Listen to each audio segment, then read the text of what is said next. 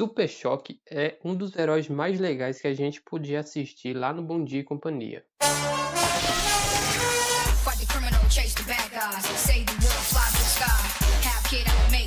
A popularidade do herói se deu porque o jovem Virgil Hawkins era um herói que tinha problemas reais, e diversos episódios da animação traziam temas mais complexos. Você pode fazer uma coisa para evitar isso. Se alguém tentar te mostrar uma arma, não espere. Saia fora. Conte a uma pessoa de confiança. Faça sua parte para espalhar a paz por aí, tá bom? O Super Choque é originalmente um herói das histórias em quadrinhos da Milestone Media, que era distribuída pela DC. A ligação entre a Milestone e a DC fez com que, na série animada do Super Choque, a gente pudesse acompanhar a participação de diversos heróis do universo da DC. E de todos os crossovers que aconteceram, o mais importante é quando o Super Choque se encontra com a Liga da Justiça. O episódio Sua Própria Liga começa com uma explosão cósmica atingindo a torre de vigilância da Liga da Justiça. Essa explosão faz com que a torre perca sua energia e agora ela vai cair na Terra. Logo nesse comecinho a gente percebe que na torre de vigilância a gente tem o Batman, o Caçador de Marte, a Mulher Gavião e o Flash.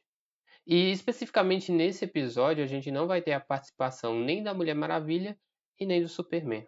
Eu acho curioso também que nesse episódio de Super Choque a gente vê umas criaturas dentro da Torre da Liga, e esse tipo de coisa a gente não viu na série da própria Liga da Justiça. São algumas criaturas exóticas, e dentre essas criaturas está o último pedaço do Brainiac, aquele inimigo clássico do Superman. Essa explosão cósmica que atingiu a torre de vigilância, além de tirá-la da órbita, abre uma pequena brecha para que o Brainiac possa escapar para os computadores da Liga da Justiça. Na Terra, o Super Choque e o Guia estão no seu trabalho normal contra os seus vilões normais. E o Super Choque é um herói bem urbano, então ele tem vilões com superpoderes, que são os meta-humanos, mas não são aqueles superpoderes capazes de destruir o mundo. São vilões urbanos que fazem coisas, entre aspas, comuns. Então, quando o Super Choque e o Guia estão lá lutando contra aquela gangue de vilões, aparece a Liga da Justiça. E, obviamente, a Liga da Justiça, sendo a mais poderosa força de heróis da Terra, derrota esses vilões comuns rapidinho e pedem a ajuda do Virgil lá na Torre de Vigilância. Super Choque e o Guia vão para a Torre da Liga, porque, na verdade, a Liga da Justiça precisa de uma bateria que vá colocar a torre de vigilância de volta à sua órbita normal. E bem, o Super Choque tem poderes elétricos e isso é relativamente fácil para ele, então ele faz de boa, salva o dia da Liga. Só que antes dos garotos poderem voltar para a Terra, a Liga recebe um pedido de ajuda porque um asteroide vai colidir com um outro planeta que não é a Terra. Então eles precisam ir rápido, precisam estudos, e Super Choque e Guia acabam ficando na torre de vigilância sozinhos. E bem, o Brainiac é um vilão muito ardiloso.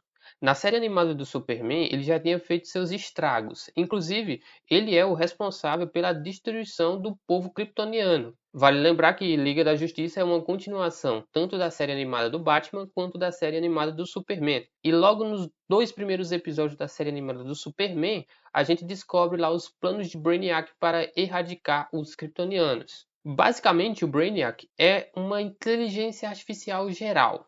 Ele controla todos os sistemas de internet possíveis, mais ou menos o que o Ultron queria ser lá nos Vingadores.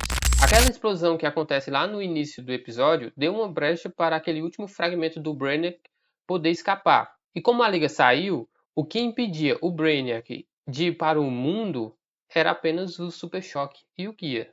E aqui cabe o destaque: o Super Choque tem os seus poderes elétricos, mas o Gear é um sidekick sem tantas habilidades físicas. Só que ele é muito inteligente. Ele é basicamente um hacker que às vezes também vai no campo de batalha contra os vilões. Então, mesmo o Brainiac conseguindo tomar ali os computadores da Liga, o Gear consegue dar um jeito de que o Brainiac não consiga capturar nem ele e nem o Super Choque. O Super Choque e o Gear conseguem escapar e ele faz uma ligação para a Liga da Justiça, mandando que eles voltem para a Torre de Vigilância. Isso acontece porque o chamado que a Liga recebeu, na verdade, era um trote do Brainiac. E como o Gear é muito da tecnologia, quando o Brainiac estava fazendo os seus uploads para os computadores da Liga, ele tem uma sacada bem legal. Ele começa a baixar a música. Na verdade, ele começa a baixar várias versões da mesma música, como o episódio deixa bem claro. Fazer download dessa música bilhões de vezes vai tomar a memória da estação.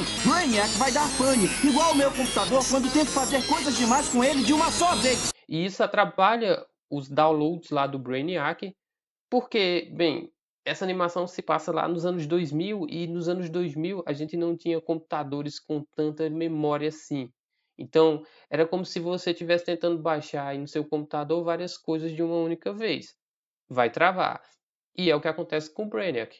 Ele trava. E com o Brainiac travando, o Super Choque é capaz de absorver toda a energia da torre de vigilância. Aí computadores sem energia não funcionam. E aí o Brainiac, depois disso, é desligado. Só que, meus amigos, o Brainiac é malaco. Ele é um vírus de computador muito difícil de ser derrotado. E o segundo episódio dessa saga começa mostrando que o Brainiac, na verdade, não estava morto. Porque a mochila do Gear, que nada mais é do que um computador, deu uma pequena brecha e o Brainiac escapou por ela. Quando a Liga descobre que o Brainiac poderia ter fugido, eles vão até o Gear ver o computador dele, a mochila. E a partir daí, toda a Liga começa a ser controlada pelo Brainiac. Começando pelo Flash, que foi o garoto recado. E aí, como o Flash foi o primeiro a ser capturado, ele é muito rápido, ele conseguiu instalar um dispositivo de controle mental em todos os outros membros da Liga. Esse dispositivo de controle mental funciona para todos, menos para o Super Choque devido ao seu campo eletromagnético. Com a Liga controlada, o único empecilho para o Brainiac conseguir os seus objetivos era agora o Super Choque. E é por isso que o Brainiac ordena que a Liga da Justiça pegue-o. Obviamente, a Liga sendo controlada não está com todo o seu potencial e o Super Choque consegue fritar aquele dispositivo de controle mental de todos, menos o Lanterna Verde, porque o Lanterna Verde de fato tem mais força do que o Super Choque. Só que a Mulher Gavião, com toda uma delicadeza, apaga o Lanterna Verde e aí o Virgil consegue retirar o dispositivo. Pode remover o circuito agora, garoto. Uma característica bem interessante do Brainiac é que sempre ele tenta absorver todo o conhecimento dos planetas que ele destrói. E o objetivo dele nesse pequeno arco é exatamente isso. Por isso ele constrói toda uma cabeça gigante que tem olhos gigantes que digitaliza toda a informação. E aí ele começa o processo de digitalização das informações do planeta Terra. Então, com a Liga de volta, a Liga vai diretamente até essa cabeça gigante que fica flutuando para deter o Brainiac. Todos menos o Super Choque, porque o Super Choque é amigo do Gear e isso poderia afetar ele na hora de tomar alguma decisão. E aqui vale lembrar que o Caçador de Marte, quando estava sendo controlado, tentou falar com o Gear e o Gear só repetiu uma palavra que era controle. A mesma palavra que o Gear falou antes para o Super Choque. E quando o Caçador de Marte fala isso pro Super Choque, ele guarda aquilo na memória e meio que no estalo do protagonista, ele se lembra que a mochila tem um controle. E se um computador, uma televisão tem um controle, obviamente esse controle serve para desligá-lo. E é basicamente esse o plano. E ele pega o controle rapidamente, vai até o Brainiac e quando chega lá ele diz pro Batman: "Olha, eu tenho um plano. A mochila tem um controle, é só a gente chegar perto o suficiente para desligá-la." E bem, é basicamente isso que acontece. O Batman explode uma porta lá, o Super Choque e o Batman entram na sala, são capturados pelo Brainiac. O Brainiac pega o controle, só que num tiro de sorte, o Super Choque consegue apertar o botão de desligar da mochila.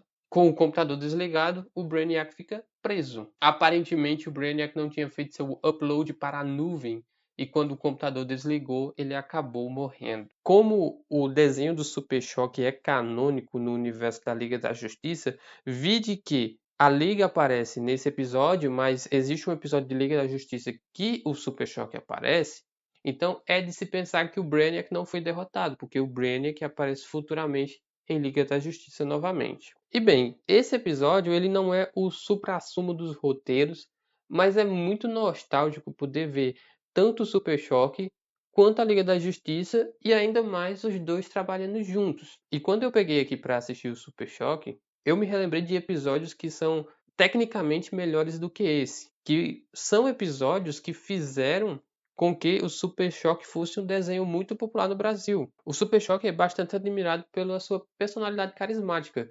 Ele tem um quesinho ali de Homem-Aranha, de ser um herói mais popular, de ter uma proximidade com o que as pessoas passam, exceto pelo fato dele ter poderes. Porque, tirando o fato dele ter poderes, ele lida com problemas do mundo real. Tem episódio que fala sobre armas nas escolas, tem episódios que falam sobre drogas, sobre preconceito. E ele, além de tudo, além de ser um herói super carismático, ele ainda é muito representativo para toda uma parcela do público. E por isso que a animação é muito bem quista, principalmente aqui no Brasil. Mas se você gosta do Super Choque, lembra dos episódios de Super Choque, qual o episódio de Super Choque mais te marcou? Deixe aí nos comentários e até o próximo vídeo.